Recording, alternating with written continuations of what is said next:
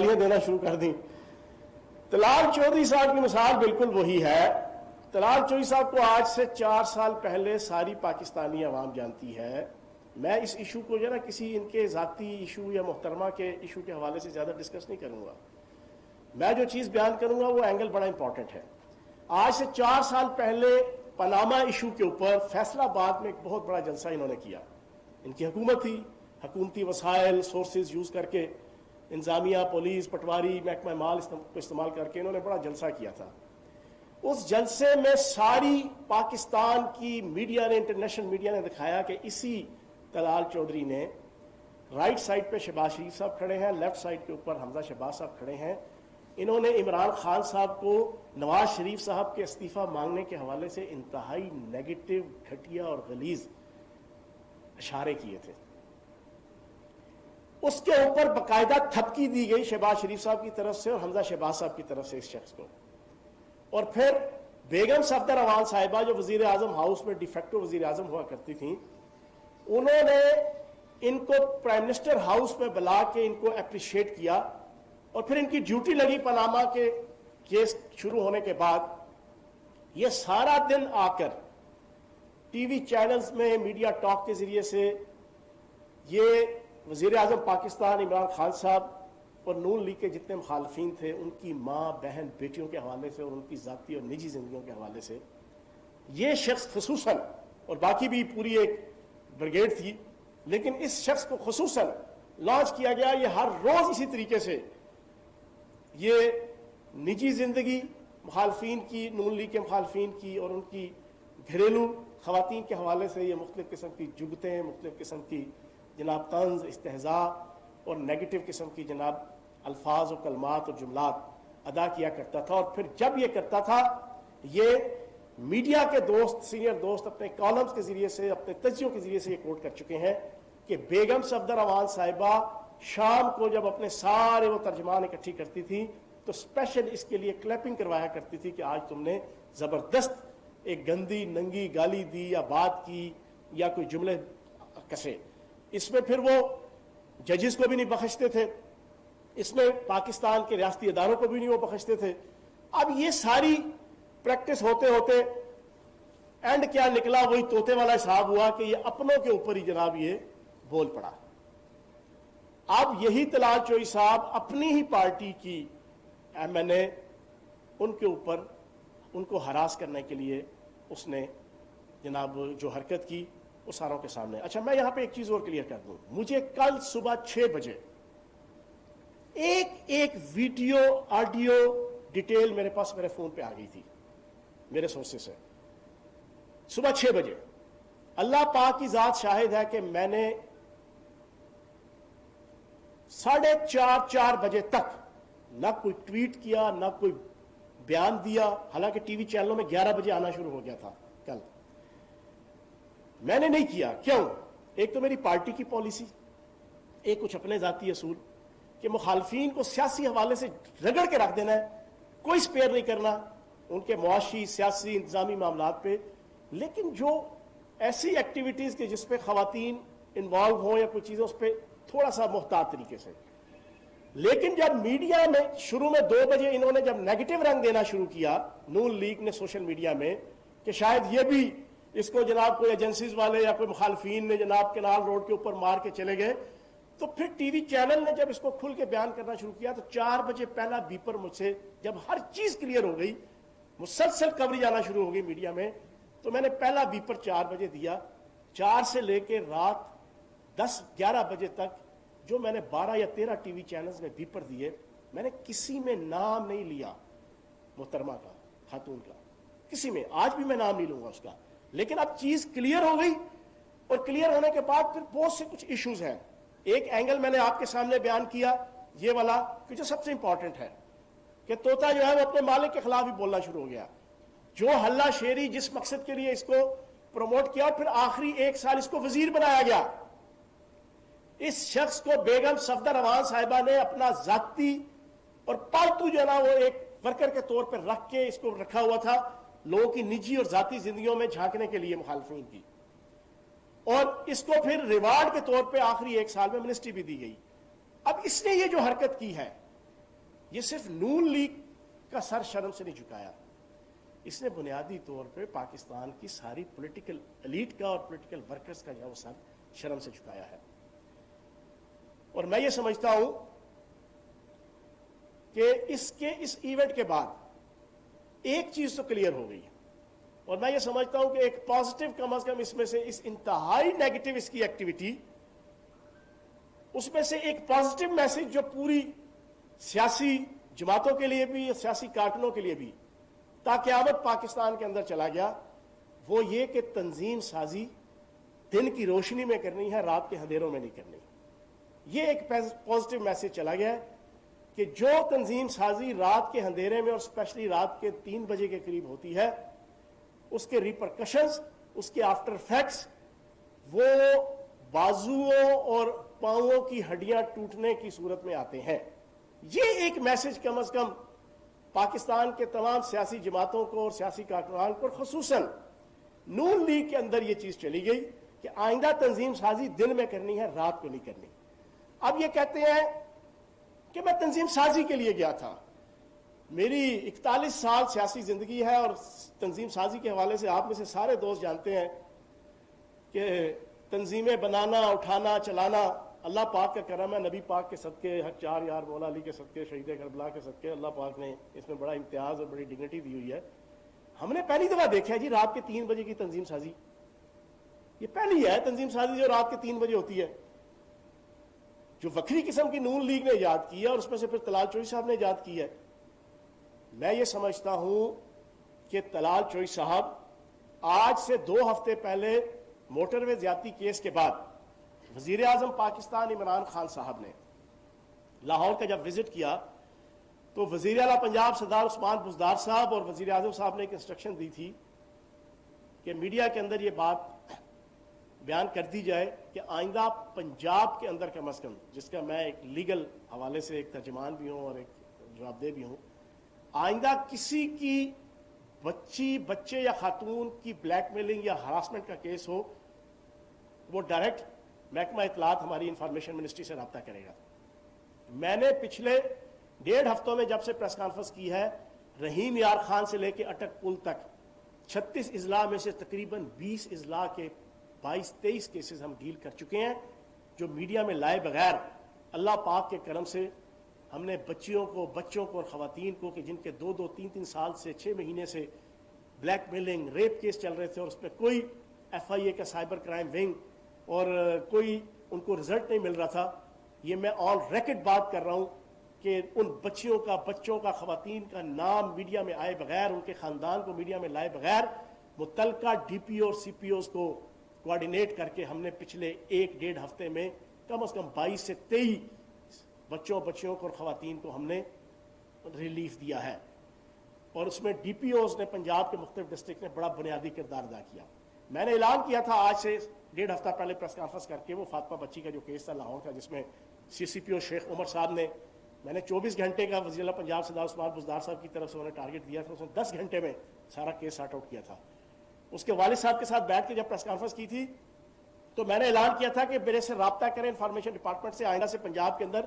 0 tolerance ہوگی harassment, black mailing اور خواتین اور بچوں کی بلیک میلنگ کے حوالے سے۔ اب یہ جو کیس آیا ہے اس کے حوالے سے میں یہ سمجھتا ہوں کہ یہ وکھرا کیس ہے۔ باقی جتنے کیس آتے تھے ان میں سے غریب بچیاں ہوتی تھی، کوئی بیچارہ غریب کسی گاؤں کا، دیہات کا، شہر کا ایک انتہائی لو پروفائل فیملی ہے، اس کے ساتھ کسی مضبوط رساگیر فیملی نے، بدماش فیملی نے، منشیات فروش فیملی نے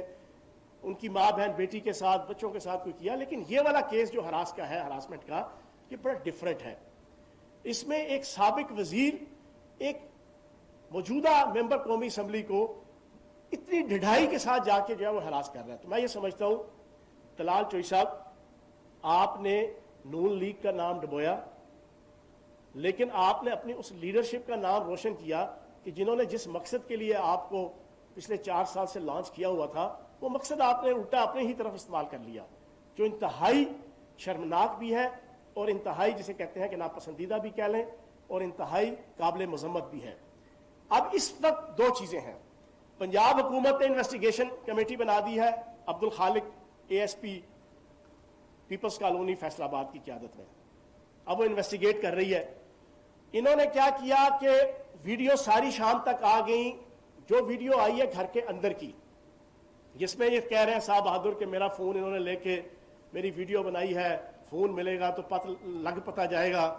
تو آواں تے جاواں, یہ سارا کچھ لگے ہوئے تھے. وہ جو بندہ صاحب کھڑا تھا وہ احسان ٹوانا ہے, جو اس خاتون کا بھائی ہے, اور یہ اس اندر MNA صاحبہ کے گھر کے اندر وہ گراج ہے جہاں پہ یہ ساری چیز ہو رہی ہے. اب شام کو نون لیگ کی قیادت اور خصوصاً بیگم صفدر امان صاحبہ نے اپنے اس خاص پپٹ کو بچانے کے لیے اور اپنی اس رسوائی اور جگ ہسائی کہ جو ان کی کھاتے میں آ رہی تھی, اس کو فائر فائٹنگ کرنے کے لیے ایک نیا سٹینس دیا جو ان کی عادت ہے, V ٹرن لینے کی, W ٹرن لینے کی. آپ اسی ایشو کے اوپر کل صبح سے لے کے رات تک ان کے آپ سٹینس دیکھیں گے نون لیگ کے, تو آپ حیران رہ جائیں گے, دنگ رہ جائیں گے. آپ کو رونا بھی آئے گا, آپ کو ہنسنا بھی آئے گا کہ جس طرح W ٹرن یا نا مسلسل یہ لیتے رہے. اب اس میں انہوں نے شام کو بیگم صفدر امان صاحبہ کی انٹروین کرنے پہ کہا جی دونوں طرف سے جناب ہمارا تو کوئی لینا دینا نہیں. اب چیزیں ساری کلیئر ہیں. اب اس میں دو چیزیں ہیں جو آج میں آپ کے سامنے رکھوں گا. ایک تو پولیس کی 1-5 کے اوپر دونوں طرف سے کال آئی ہے, دونوں فری کین کی طرف سے. قانون یہ کہتا ہے کہ پولیس کی 1-5 پہ اگر فیک کال آئے, فیک کال, تو آپ کا دفعہ 29D کے تحت FIR ہوتی ہے. دفعہ 29D کے تحت 25, 26, 27, 28 اور 29D, یہ ساری دفعات جو ہے وہ فیک 1-5 کے اوپر فیک جو آپ کی فون آئے, یہ ان کو مختلف جتنا کیٹیگریز پہ ہے کہ کس قسم کی انہوں نے انفارمیشن دی. مجھے قتل کرنے کے لیے کوئی آ رہا ہے فوراً پہنچے, مجھے ہراس کرنے کے لیے کوئی آ رہا ہے, کوئی میری عزت لوٹنے کے لیے آ رہا ہے, کوئی میرا بچہ اغوا کرنے کے لیے آ رہا ہے, کوئی مطلب 25, 26, 27, 28, 29D, یہ جتنی دفعات ہے, یہ پولیس کی جو 1-5 ہے اس کے اوپر کوئی جھوٹی اور فیک خبر دے گا تو اس کے خلاف FIR کٹے گی. اب اگر یہ اس سے بھاگیں گے, کال دونوں طرف سے آئی ہوئی ہے, دونوں فری کین کی طرف سے, تو میں یہ سمجھتا ہوں کہ پھر ان کے خلاف یہ انویسٹیگیشن کمیٹی ابھی لگی ہوئی ہے. اب یہ بھاگ رہے ہیں دونوں طرف سے. پاکستان کی عزت لٹانے کے بعد, پاکستان کی سیاسی ورکر اور سیاسی لیڈرشپ کی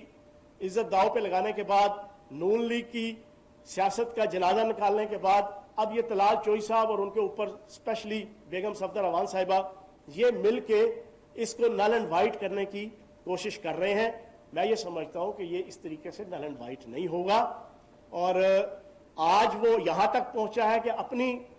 ہی پارٹی کی اپنی ہی خاتون MNA جو انتہائی رسپیکٹیبل, اور بینگ اے پارلیمنٹیرین میں بتا دوں کہ ہر پارلیمنٹیرین کی ایک آئین کے اندر پراپر ڈیفائنڈ ہے ان کی عزت, وقار, پروٹوکول, ان کی ہر چیز. تو میں یہ سمجھتا ہوں کہ پاکستان کے جتنے پارلیمنٹیرین ہیں اس وقت تقریباً 1200-1300, یہ ان تمام کی عزت کے اوپر حملہ کیا ہے اس طلال چودھری نے, اور یہ بنیادی طور پہ اپنی لیڈرشپ خصوصاً بیگم صفدر امان صاحبہ جو اس کو 4 سال سے پال رہی تھیں دوسروں کے اوپر جو ہے نا وہ عزتیں اچھالنے کے لیے, اس نے یہ ساروں کے اوپر حملہ کیا ہے, اور اس کو اتنا ایزیلی جو ہے وہ سپیئر نہیں کیا جائے گا. اس کی انویسٹیگیشن ہوگی. ابھی دونوں فری کین بھاگ رہے ہیں. ASP صاحب کی قیادت میں MNA صاحبہ کے گھر بھی گئے پولیس والے, وہ بھی تھوڑا سا اب جو ہے وہ بیگم صفدر امان صاحبہ کے پریشر کے اوپر اور نون لیگ کی قیادت کے پریشر کے اوپر جناب وہ اوائڈ کر رہے ہیں. اور طلال چوئی صاحب کی بڑکیں سنیں, وہ جو ویڈیوز آئی ہوئی ہیں, اور اب صاحب بہادر کہتے ہیں کہ جناب کوئی لینا دینا ہی نہیں ہے, کوئی معاملہ ہی نہیں ہے. اس وقت آپ کہتے تھے میرا موبائل ڈھونڈو ان کی تینوں خواتین کے, اور ان کے یہ, اور ان کے وہ, اور ان کے فلاں, اور یہ ساری بڑکیں وہ بھی آپ کے سامنے جناب ساری موجود ہیں. تو میں یہ سمجھتا ہوں کہ اب اس کیس کو پراپر طریقے سے انویسٹیگیٹ کر کے اگر یہ دونوں فری کین اس کے اوپر ملک کے قانون کے ساتھ اور قانون نافذ کرنے والے اداروں کے ساتھ کوآپریٹ نہیں کریں گے تو پھر جو میں نے دفعات آپ کو بتائی ہیں اس کے مطابق جو ہے وہ کارروائی ہوگی. لیکن ایک چیز پھر میں کہہ دوں گا اس ایشو کے حوالے سے آخری بات کرتے ہوئے کہ تنظیم سازی آئندہ جو ہے وہ دن کی روشنی میں ہونی چاہیے. رات کے اندھیرے کی تنظیم سازی جو ہے نا وہ وارے میں نہیں ہے جو ہے نا. یہ کم از کم جو ہے وہ پاکستان کے اندر ہر پولیٹیکل ورکر کو جو ہے یہ میسج چلا گیا. دوسری چیز اور آخری بات، میاں جلیل احمد شرقپوری صاحب MP ہیں، ان کی طرح کے تقریباً 50 کے راؤنڈ اباؤٹ MPs ہیں کہ جو نواز شریف صاحب کی، بیگم صفدر امان صاحبہ کی اینٹی پاکستان، اینٹی ریاستی ادارے اور اینٹی عدالتی ادارے، جو ان کا سٹینس ہے، جو ان کا موقف ہے، اور پھر جو پرو انڈین را، پرو مودی، پرو اجیت دیول، پرو میجر گورف آریہ اور پرو RSS اور پرو BJP جو ان کا سٹینس ہے، اس سے متنفر ہوا ہوئے ہیں، اور اتنی ہی تعداد ان کی سینٹ اور قومی اسمبلی کے اندر بھی ہے۔ اب جب انہوں نے الطاف حسین پارٹ 2 نے تقریر کی، اس کے بعد اگلے دن ٹویٹ کرتے رہے، اور ابھی تک وہ مرض بڑھتا گیا، جونجو دوا کی کے مزداق اس ایشو کے اوپر جو بول رہے ہیں۔ نون لیگ کی اپنی لیڈرشپ اور اپنے MPs MNAs، ان کے اندر غم اور غصے کی لہر جو ہے وہ آنا شروع ہو گئی ہے، جس کا پہلا قطرے کے طور پہ میاں جلیل احمد شرقپوری صاحب نے کل بیان دے کے اعلان برات کیا کہ میرے کئی ایسے دوست ہیں MPA کولیگز نون لیگ کے جو نواز شریف صاحب کی اس پالیسی کے ساتھ نہیں ہے، جو فوج کے خلاف، سیکورٹی ایجنسیز کے خلاف، ملکی اداروں کے خلاف، عدالتی اداروں کے خلاف انہوں نے مسلسل پچھلے کئی سالوں سے رکھی ہوئی ہے۔ اب اس کی پاداش میں انہوں نے شوکاز نوٹس دے دیا نون لیگ نے۔ میں آئینی اور قانونی نقطہ ایک سامنے رکھ دوں گا کہ آئین اور قانون کے اندر نون لیگ کی جو الیکشن کمیشن میں رجسٹرڈ پارٹی کا جو صدر ہے وہ شہباز شریف صاحب ہے، اسی طریقے سے صوبائی صدر کوئی اور صاحب ہے۔ نواز شریف صاحب کا الیکشن کمیشن کے کاغذوں میں as a registered party Noon League کوئی نام، کوئی تذکرہ نہیں ہے، کیونکہ وہ ایک مجرم ہے۔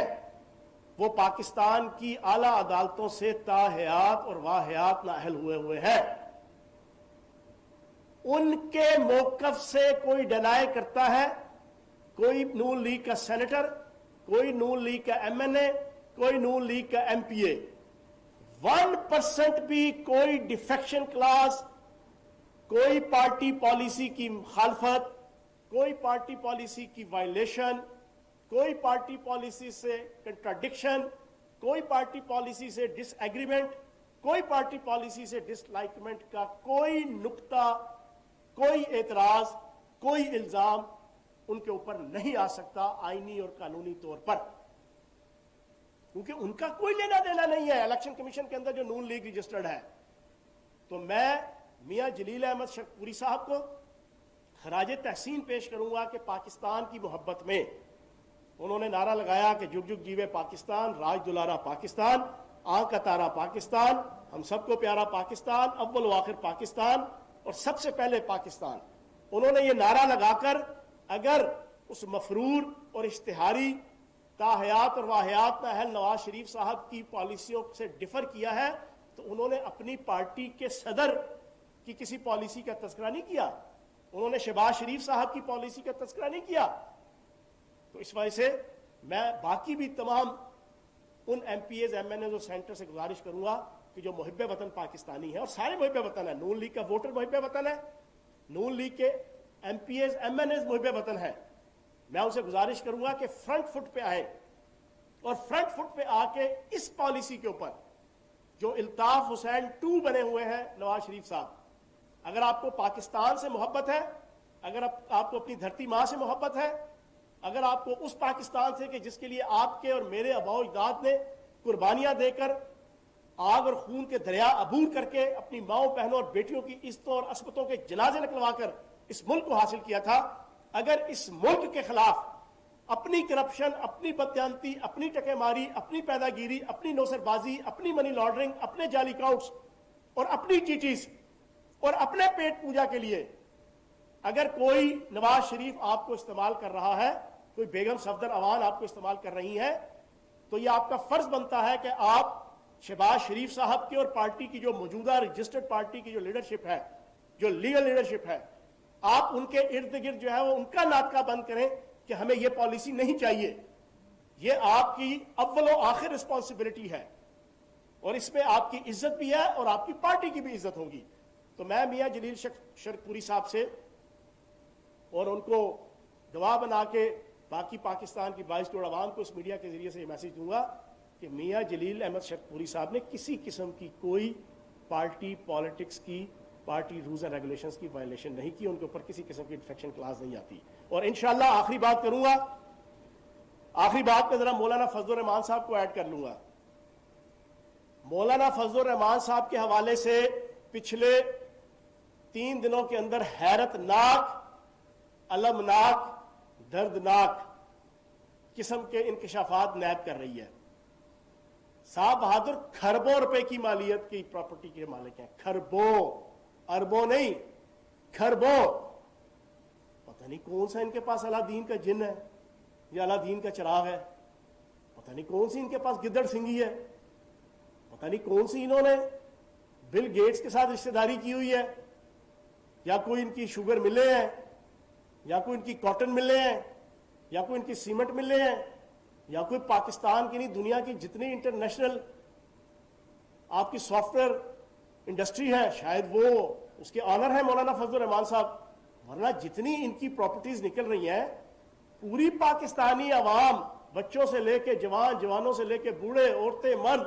ساروں نے اپنی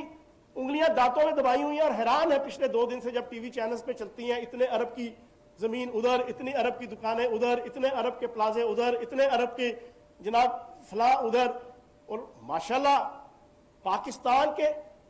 ہر صوبے کے ہر شہر میں ووٹ بینک صرف پاکستان کے 3 ڈسٹرکٹس میں ہے، پراپرٹی پاکستان کے ہر ڈسٹرکٹ میں ہے. واہ سبحان اللہ. جمہوریت کا حسن دیکھیں، جس جمہوریت کے یہ دل دادا ہے، جس جمہوریت کی یہ بیٹھ کے ہمیں صبح دوپہر شام درس دیتے ہیں، جس جمہوریت کے حوالے سے یہ اپنا اعلامیہ نکال کے کہتے ہیں کہ جمہوریت میں جی ایچ کیو نہیں، جمہوریت میں پارلیمنٹ ہوتی ہے، جمہوریت میں فلاں نہیں، جمہوریت میں فلاں ہوتا ہے. تو جناب والا یہ جمہوریت کا حسن ہے جس کو یہ لائک کرتے ہیں. ووٹ بینک ٹوٹل بلوچستان اور کے پی کے 3 اضلاع میں، اور ہر ضلع میں پاکستان کے اربوں روپے کی پراپرٹی. اس جمہوریت کو یہ پسند کرتے ہیں. اور آخری چیز میں آپ کو ایک بتا دوں، اب یہ دھمکیاں دے رہے ہیں جب نیب والوں نے بلایا مولوی فضل الرحمان صاحب کو. میں اس میڈیا ٹاک کے ذریعے سے انہیں یہ میسج دوں گا، جو آپ دھمکیاں دے رہے ہیں پاکستان کے قانون نافذ کرنے والے اور احتسابی اداروں کو کہ ہمارا کوئی کچھ نہیں بگاڑ سکتا،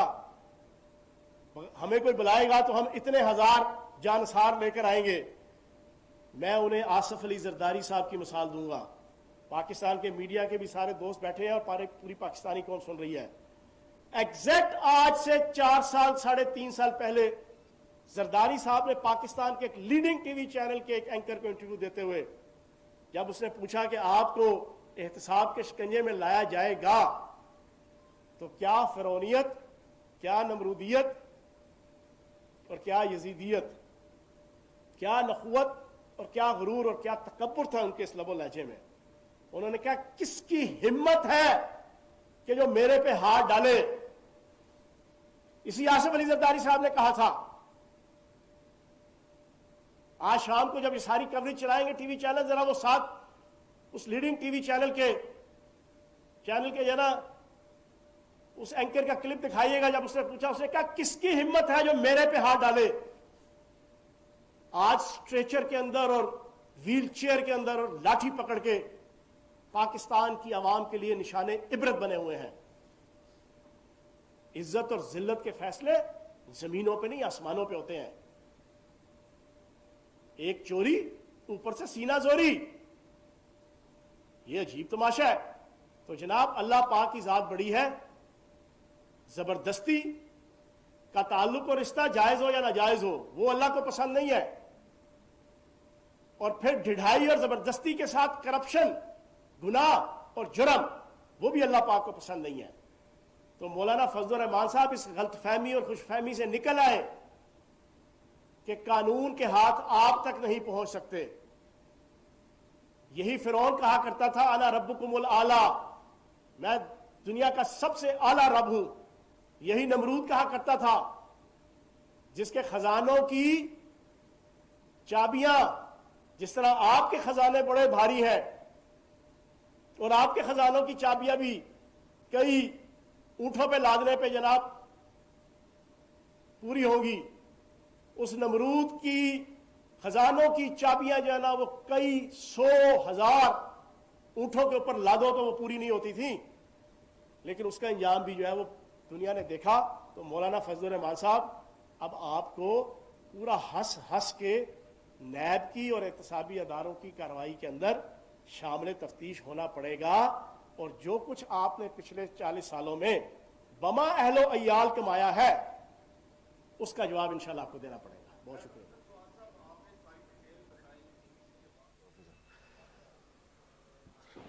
وزیر اطلاعات پنجاب فیاض الحسن چوہان راولپنڈی میں پریس کانفرنس سے خطاب کر رہے تھے. ان کا یہ کہنا کہ نون لیگ نے ہمیشہ اپنی کرپشن بچانے کی کوشش کی ہے. اسی طرح سے انہوں نے ذکر کیا کہ مولانا فضل الرحمان کے حوالے سے نیب کی انکشافات میں جو چیزیں سامنے آ رہی ہیں تقریباً پاکستان کے ہر شہر میں ان کی جائیداد موجود ہے. راولپنڈی میں میڈیا سے گفتگو کرتے ہوئے وزیر اطلاعات پنجاب فیاض الحسن چوہان نے کہا کہ نون لیگ کے طلال چودھری کے حوالے سے تمام اطلاعات تمام ڈیٹیلز موصول ہو گئی تھیں اور اس پر بھی قانونی کارروائی بھی عمل میں لائی جائے گی. یہ تھی پی ٹی وی تازہ ترین. مزید باخبر رہنے کے لیے ہمارے ساتھ رہیے.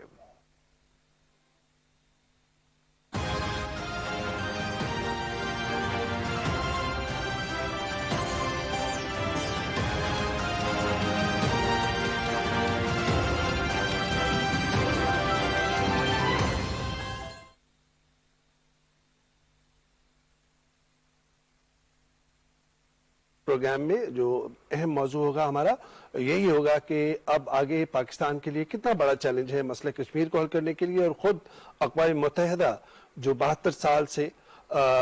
جو بھارت غیر قانونی طور پر قابض ہے مقبوضہ کشمیر میں، تو کس طریقے سے آگے ہمارے لیے چیلنج ہے. اور خود وزیر اعظم کی تقریر جو ہے اس کے بارے میں بھی انالیسس لیں گے، اور ساتھ ساتھ میں انہوں نے مسئلہ فلسطین اور پھر کورونا میں پاکستان کی جو کامیاب مہم ہے اس کا بھی تفصیلی ذکر کیا، اور ساتھ ساتھ میں افغان امن عمل جو ایک بڑے کروشل فیز میں اس وقت داخل ہے اس پہ بھی انہوں نے افغان رہنماؤں کے سے مخاطب کیا کہ اس تاریخی موقع کا بھرپور فائدہ اٹھائیں. اس پہ سب پہ بات کریں گے. بہت ہی ریسپیکٹڈ پینلسٹ ہمارے ساتھ موجود ہے، ویٹرن ڈپلومیٹ سیزن ڈپلومیٹ رہی ہیں تسنیم اسلم صاحبہ، بہت بہت شکریہ. سابق اسپیشل سیکرٹری خارجہ اسلام آباد اسٹوڈیو میں میرے ساتھ موجود ہیں. آصف دورانی صاحب سابق سفیر ایران میں متحدہ عرب امارات میں، بہت بہت شکریہ آصف دورانی صاحب، آپ نے وقت دیا، انہوں نے ویڈیو لنک پہ جوائن کیا ہے. اور ڈاکٹر محیط پیرزادہ صاحب ہمیں بھی جوائن کریں گے پروگرام کے اندر، اور ایئر مارشل شاہد لطیف صاحب دفاعی تجزیہ گار وہ بھی جوائن کریں گے. سب سے پہلے تسنیم اسلم صاحبہ، یہ جو تقریر ہے اور پھر مقدمہ کشمیر ہے اور اقوام متحدہ ہے، تو اس اگر آپ مثلث کو دیکھیں تو آپ کس تناظر میں دیکھیں گے اس کو؟ جی، پرائم منسٹر کی تقریر جو جہاں پہ انہوں نے لاسٹ ایئر چھوڑا تھا وہیں سے کنٹینیو کیا ہے. لاسٹ ایئر بھی انہوں نے وہ لائیو تقریر تھی، obviously اس کا امپیکٹ تھوڑا ڈفرینٹ تھا. انہوں نے بہت اچھی طرح بڑے کمپریہنسولی کشمیر کا مقدمہ لڑا، اور وہ کشمیر میں بھی انڈین آکوپائڈ کشمیر میں بھی بہت اس کا امپیکٹ ہوا. لوگوں نے بڑا اس کو سیلیبریٹ کیا. اور ایک سلوگن مجھے یاد آ رہا ہے جو سڑکوں پہ وہاں کی یوتھ لگا رہی تھی، تیرا بھائی میرا بھائی عمران بھائی عمران بھائی. تو آپ کو بڑے عرصے بعد وہ ایک جذبہ ان میں نظر آیا، حالانکہ وہ بڑے عرصے سے سپریشن اور جس طرح کا لاک ڈاؤن میں وہ ہیں، ایک ڈپریشن بھی ہے آئی او کے میں. تو وہیں سے سٹارٹ کیا، اور اس دفعہ تھوڑا سا زیادہ پوائنٹڈلی پرائم منسٹر نے یو این کے اوپر رسپانسبلٹی لی ہے کہ یہ آپ کا کام ہے کہ آپ اس کو روکیں. اور یو این کی فیلئر ڈیفینیٹلی ہے، جس کی طرف پرائم منسٹر نے اشارہ کیا کہ ان کے ریزولوشن کی وائلیشن میں انڈیا نے کشمیر کو اللیگلی انیکس کیا. اور ٹھیک ہے 2-3 میٹنگز ہوئیں، لیکن وہ اسپیسیفکلی اس طرح نہیں ہوئی جس طرح یو این سیکیورٹی کاؤنسل کو بولنا چاہیے تھا. میں یہ جو آپ نے اسپیچ اور اس کے بعد جو آپ نے امپورٹنٹ پوائنٹس ریز کیے ہیں اس میں دوسرے کیسے بھی اوپینین لیتا ہوں، پھر میں آپ واپس آتا ہوں. आसिफ दुरानी साहब, शायद लतीफ़ साहब ने भी ज्वाइन किया है, मार्शल साहब बहुत बहुत शुक्रिया। आसिफ दुरानी साहब, ये फरमाइएगा कि तकरीर के अगर हम इस तनाजुर में देखें मसला कश्मीर को, तो आप के कमेंट्स क्या होंगे? आप क्या समझते हैं कि जिस तरह अभी तस्नीम असलम साहिबा फरमा रही थी कि न सिर्फ अक़वाम मुत्तहिदा को जो है वो रेफरी बनाया है और उनको झंझोड़ा है, और साथ साथ में आलमी सतह पे जिस तरह उजागर किया है, तो it's kind of a continuation कि जो लास्ट ईयर जिस तरह उन्होंने वो सिरा छोड़ा था, वहीं से उस सिरे को पकड़ा जो उन्होंने लास्ट ईयर खिताब किया था। आप इस खिताब को किस तरह देख रहे हैं? जी, मेरे ख्याल में प्राइम मिनिस्टर ने जो है आलमी सतह पर और ख़ासकर वो जो डेमोक्रेसी और ह्यूमन राइट्स की चैंपियन बनते हैं, उनको उन्होंने आईना दिखाया है। और इससे बढ़कर और क्या हो सकता है कि आप यानी दुनिया में भी एक कंपैरिजन हो रहा है, और प्राइम मिनिस्टर ने भी वो कंपैरिजन किया कि जो नाज़ी जर्मनी था वहाँ पे जिस तरह से ये सूरत हाल थी, तो अब इंडिया के अंदर भी वही सूरत हाल है। और उसका जो सबसे बड़ा शाखसाना है वो इंडियन ऑक्युपाइड जम्मू कश्मीर के अंदर है। लोग आज तक जो है वहाँ पे लॉकडाउन में हैं, और उनका ये प्रिटेक्स कि जी हमने मकबूजा जम्मू एंड कश्मीर में डेवलपमेंट करनी है। ये दुनिया का अनोखा एक मॉडल होगा डेवलपमेंट का कि जिसमें लोगों को बाहर निकलने की इजाज़त ना हो, जहाँ पे खासकर और इस पैंडेमिक में जब इन्होंने तो कश्मीरियों को और भी जो है दीवार से लगा दिया है, तो इसमें प्राइम मिनिस्टर ने उनकी जो है एक तर्जुमानी की। क्योंकि अगर आप देखेंगे तो आलमी सतह पे, जैसे कि अभी आपने भी अपने उसमें इंट्रोडक्शन में जिक्र किया कि टर्की के प्रेसिडेंट अर्दोआन ने इस कश्मीर को उजागर किया और प्राइम मिनिस्टर, तो ये आलमी सतह पे ये छोटी बातें नहीं हैं। हम तो एक स्टेक होल्डर हैं कश्मीर के कॉन्टेक्स्ट में, तो वो in any case prime minister ने उसको उठाना था। लेकिन इसमें ऐसे मौके पे जबकि इंडिया अपने ब्रुटैलिटीज के साथ और वहाँ पे वो डेमोग्राफिक जो चेंज लाना चाहते हैं और उसको एक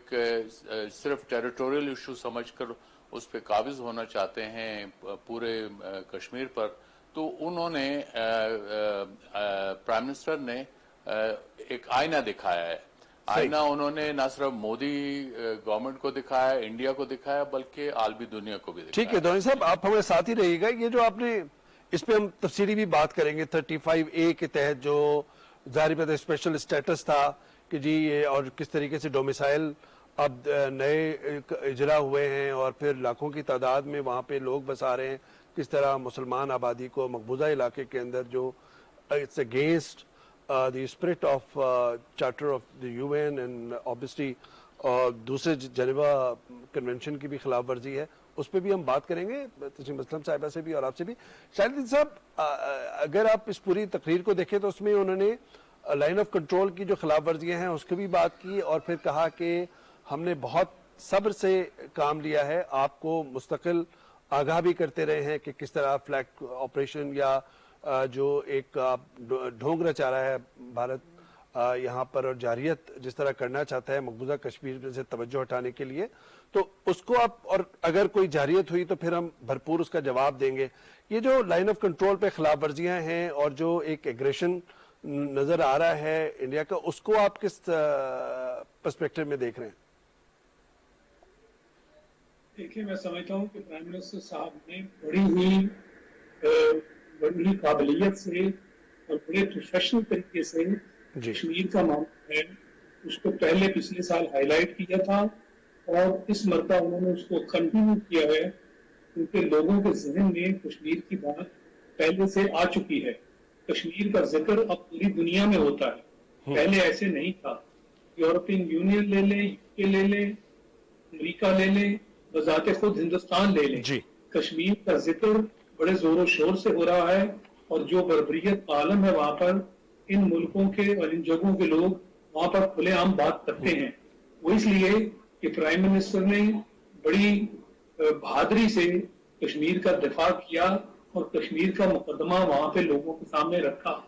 और इसी तरह उन्होंने यूएन को भी याददाश्त ये करवाई کہ یہ آپ کا جو آپ کی ذمہ داری تھی وہ آپ 72 سال بعد بھی پوری نہیں کر سکے، کیونکہ اس میں کوئی لڑائی نہیں کی، اس طرح کی تنقید نہیں کی کہ کسی کو برا لگے، مگر باتوں باتوں میں وہ ذکر کر گئے. اگر ایک طرح وہ ایست نور کی انہوں نے بات کی تو پھر مقدمہ جو تھا وہ انہوں نے فلسطین کا بھی ذکر کیا، کشمیر کا بھی ذکر کیا. تو یہ باتیں کرتے ہوئے وہ یہ بتا گئے کہ جب آپ کچھ جگہوں پہ معاملے حل کر لیتے ہیں، کچھ جگہوں پہ آپ اس طرف نیت ہی نہیں رکھتے تو پھر وہ کیسے حل ہوں گے. اور اس کا انہوں نے نتیجہ بھی بتا دیا کہ اگر آپ لوگوں کے مسائل اس طرح حل نہیں کریں گے تو اس کے نتائج کیا ہوں گے. یعنی ایک طرف انہوں نے کشمیر کا ذکر کرتے ہوئے ڈیموگرافک چینج کے بارے میں بات کی کہ اب ہندوستان جو ہے وہاں ڈیموگرافی چینج کر رہا ہے، وہ اس کو ہندوستان اور ہندوتوا کا ہندوستان بنانا چاہتا ہے. ٹھیک، بالکل صحیح ہے. آپ جو ہیں یہ مقدمہ حل نہیں کر رہے تو یہ ان لوگوں کے ساتھ زیادتی ہے. کل کو اگر وہاں پہ جو ایک وہاں پہ اگر کشمیر میں یہ مہم تو پہلے ہی چل رہی ہے، جی بالکل، اور اگر وہ بظاہر سڑکوں پہ بھی اب نکل آئیں اور آپ کی باتوں کو ماننے سے انکار کر دیں تو اس کی ذمہ داری آپ پر ہوگی. بالکل ٹھیک ہے. تو میرے کشمیر کے معاملے میں یہ کھل کر باتیں کرنا، تھریٹن نہ کرنا، مگر اچھی زبان اور اچھے الفاظ کے ساتھ اپنا پیغام دوسروں تک پہنچانا، یہ بڑے اعلیٰ طریقے سے پرائم منسٹر نے. بالکل ٹھیک ہے سر. تسنیم اسلم صاحبہ، یہ جب انہوں نے کہا کہ اس ظالمانہ مہم کا مقصد RSS بی جے پی کے جموں کشمیر کے خود ساختہ حتمی حل کو عملی جامہ پہنانا ہے، اس مقصد کے حصول کے لیے فوجی محاصرے کے بعد مقبوضہ علاقے کے آبادی کے ڈھانچے کو تبدیل کرنے کی کوششیں کی جا رہی ہیں. یہ کشمیریوں کی خصوصی پہچان کو مٹانے کی ایک کوشش ہے تاکہ اقوام متحدہ کی سلامتی کونسل کی قراردادوں کے مطابق ہونے والے استصواب رائے کے نتائج متاثر کیے جائیں. So he's specifically talking about what you touched and what other guests touched upon کہ آرٹیکل 35A اور جس طریقے سے لاکھوں کی آبادی وہاں پہ بسائی جا رہی ہے. میں آرٹیکل 370 یا 35A کو ایز سچ کوئی امپورٹنس نہیں دوں گی، کیونکہ وہ کسی نہ کسی طریقے سے کشمیر کو انڈیا سے لنک کرتے ہیں. ایک فالس اس کی پریمس ہے جس کے اوپر یہ بیس ہے، وہ ہے کہ ایک پروویژنل انڈیا کے ساتھ الحاق ہوا تھا، کشمیریوں نے ایکسیڈ کیا تھا، جو کہ سچ نہیں ہے. ہسٹوریکلی کوئی ایویڈنس نہیں ہے کہ کوئی انسٹرومنٹ آف ایکسیشن تھا یا کشمیر، تو وہ اس کے کانٹیکسٹ میں دیتا ہے. لیکن وہ اس حد تک امپورٹنٹ ہیں کہ کیونکہ UN سیکیورٹی کاؤنسل ریزولوشنز ہیں اور یہ ایک ڈسپیوٹڈ ٹیریٹری ہے، اس کی جو ڈیموگرافی ہے وہ چینج نہیں کی جا سکتی. لیکن وہ ہم دیکھ رہے ہیں کہ بھارت بڑے عرصے سے کر رہا ہے، اور بھارت اس لیے نہیں کر رہا کہ وہ ان کی الٹیمیٹلی ان کی نظر پلیبسائٹ پہ ہے. ان کے خیال میں پلیبسائٹ کبھی نہیں ہوگی، نہ وہ کروانا چاہتے ہیں، یہ رسک کبھی لیں گے، نہ وہ یہ فیل کرتے ہیں کہ ان کے اوپر ایسا پریشر ہے کہ ان کو پلیبسائٹ کروانی پڑے. یہ وہ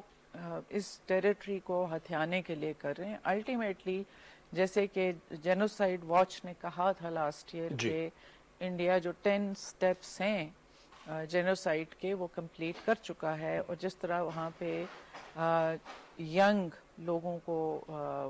مرڈر کیا جا رہا ہے، ان کے اسیسینیشنز ہو رہی ہیں، شہید کیا جا رہا ہے، وہ کشمیریوں کی مسلمانوں کی آبادی کو وہاں پہ کم کرنا چاہ رہے ہیں. اور آپ آلریڈی اگر دیکھیں کہ کشمیر کی مسلم پاپولیشن کا ریشو کیا تھا اور آج وہ 84% پہ آ گیا ہے. میس گریوز ہیں، قبرستان بھرے پڑے ہیں، آئیڈینٹیفائی لوگ نہیں ہو رہے. تو یہ کب سے، کیونکہ وہاں ایکسیس بھی نہیں ہے، میڈیا بھی نہیں ہے، یہ کب سے یہ کیمپین چل رہی ہے ایک سلو سٹیپ بائی سٹیپ جینوسائیڈ کی، کہ وہاں کی پاپولیشن کو، مسلمان پاپولیشن کو ایکسٹرمنیٹ کر دیا جائے، اتنا کم کر دیا جائے کہ جس طرح بھارت میں مسلمانوں کے ساتھ وہ ٹریٹمنٹ ہو رہا ہے، وہی وہ کشمیر میں بھی جہاں پہ مسلم میجورٹی تھی ان کے ساتھ کیا جا سکے. بالکل ٹھیک. اب ڈاکٹر موحید یوسف صاحب نے بھی، موحید پیرزادہ صاحب نے بھی ہمیں جوائن کیا ہے. موحید پیرزادہ صاحب بہت بہت شکریہ آپ نے جوائن کیا. ظاہر بات ہے کہ ڈسکشن میں آپ نے سنا، آپ ہمارے ساتھ تھے کچھ دیر. یہ فرمائے گا کہ یہ جو ایک بھارتی ریاستی جبر جاری ہے، ایک پورا ایک کیمپین پوری جاری ہے جب سے مودی سرکار یہ دوبارہ الیکٹ ہوئی ہے، تو اس کے بعد آپ سمجھتے ہیں کہ اس تناظر میں جو عمران خان صاحب کی تقریر تھی، اس میں جو کشمیر کا مقدمہ پیش کیا، آپ کے اس پہ کیا آپ کا تجزیہ ہے، آپ اسے کس طرح دیکھتے ہیں؟ صاحب بہت شکریہ مجھے اس ٹاپک میں لینے کے لیے. اور میرا چونکہ تعلق بھی کشمیر سے ہے، میرے والدین دونوں سری نگر میں پیدا ہوئے، سری نگر سے ہی وہاں سے انہوں نے مائگریٹ کیا اور وہاں میری فیملی ابھی بھی ہے، میں وہاں سے تعلق میرا ہے. تو پہلی بات تو یہ کہ جو آپ نے کہا کہ مودی حکومت نے جو ریاستی جبر کا پروسیس شروع کیا، اس میں کوئی شک نہیں ہے کہ مودی سرکار نے اور آر ایس ایس نے جب ان کو طاقت ملی 2014 میں، تو انہوں نے بہت کھلم کھلا طور پر کشمیر میں اپنا جو جبر ہے اس میں اضافہ کیا. لیکن کشمیر میں جو جبر ہے وہ تو در حقیقت سسٹمیٹکلی 1947-48 سے جاری ہے، اور گزشتہ جب سے وہاں پر انسرجنسی اٹھ کھڑی ہوئی 1988-89 میں، اس کے بعد سے کانگریس کی حکومتوں نے بھی کم جبر وہاں پہ نہیں کیا ہے.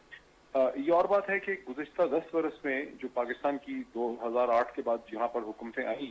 انہوں نے اپنے آپ کو اپنی کنسیڈریشنز میں اپنے مفادات ان کے اس قسم کے تھے بین الاقوامی طاقتوں کے ساتھ، امریکہ کے ساتھ یا ہندوستان کے ساتھ، کہ انہوں نے اس جبر کو نظر انداز کیا اور پاکستان میں کھل کے اس کے بارے میں آگاہی یا ایک انڈرسٹینڈنگ یہاں پہ ہونے ہی نہیں دی. اگر آپ ابھی میں سن رہا تھا محترمہ تسنیم کو، اور تسنیم اس سے واقف ہیں جتنے بھی لوگ پاکستان فارن سروس میں رہے ہیں اور جنہوں نے ہندوستان کے ڈیسک پہ ساؤتھ ایشیا کو ڈیل کیا ہے،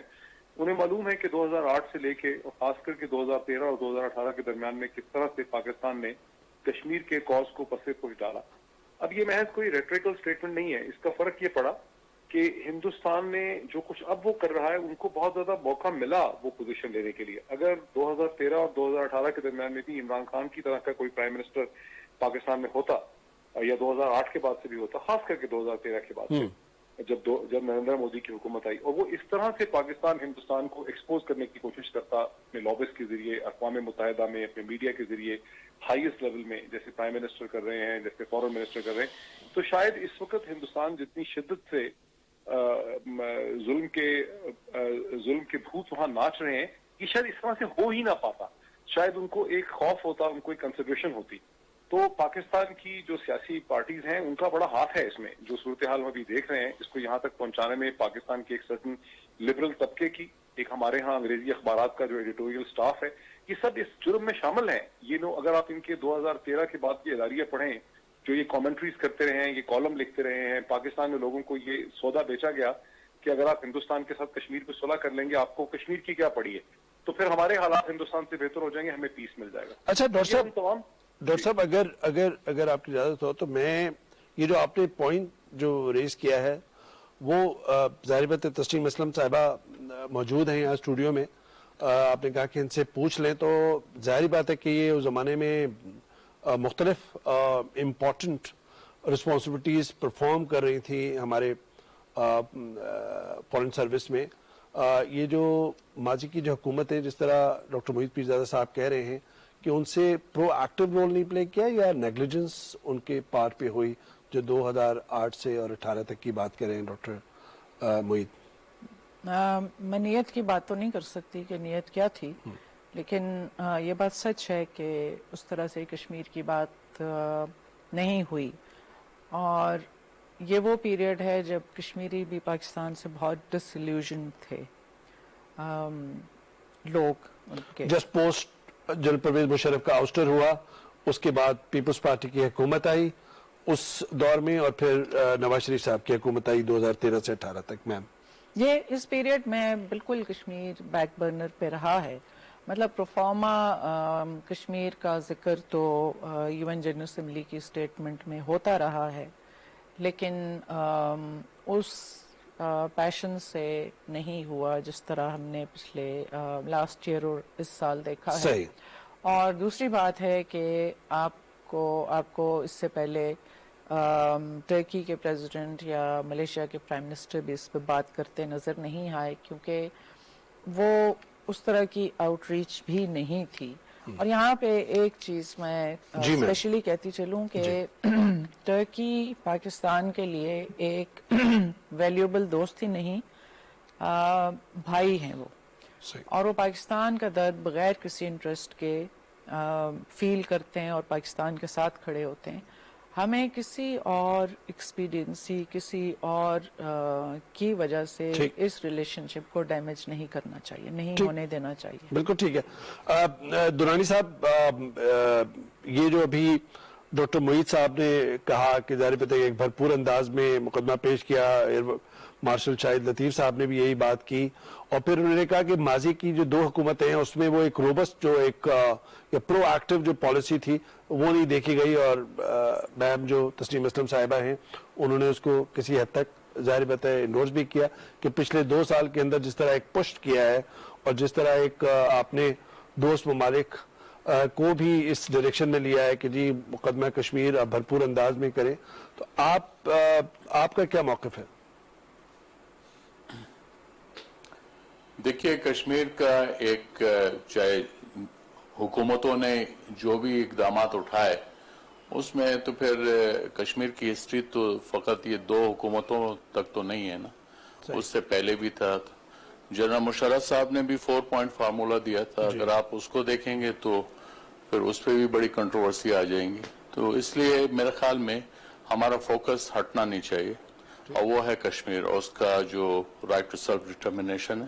وہ بہت امپورٹنٹ ہے, اور ہمیں اسی طرف رہنا چاہیے. دوسرا یہ ہے کہ کشمیریوں کو ہمیں جو سپورٹ ہے وہ ہونی چاہیے, اور میرے نزدیک تو فل اسپیکٹرم سپورٹ کشمیریوں کو ہونی چاہیے, ارسپیکٹو کہ دنیا کیا کہتی ہے, ارسپیکٹو آف دا فیکٹ کہ ہم پہ کیا الزام لگتا ہے. کشمیر ہمارا انٹیگرل پارٹ ہے, ہمارے لیے شارک کا حصہ ہے, اس کی حیثیت ہے,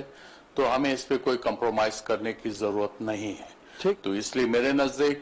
اگر آپ نے کرنا ہے تو سنگل مائنڈڈلی آپ کو فل اسپیکٹرم سپورٹ دینی ہوگی. جی مارشل شاہد لطیف صاحب, یہ فرمائے گا کہ ظاہر بات ہے کہ ہم نے دیکھا ہے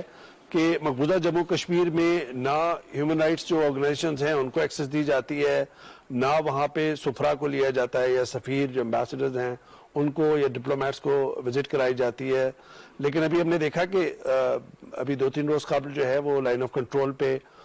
سفرا گئے, ڈپلومیٹس گئے جو یہاں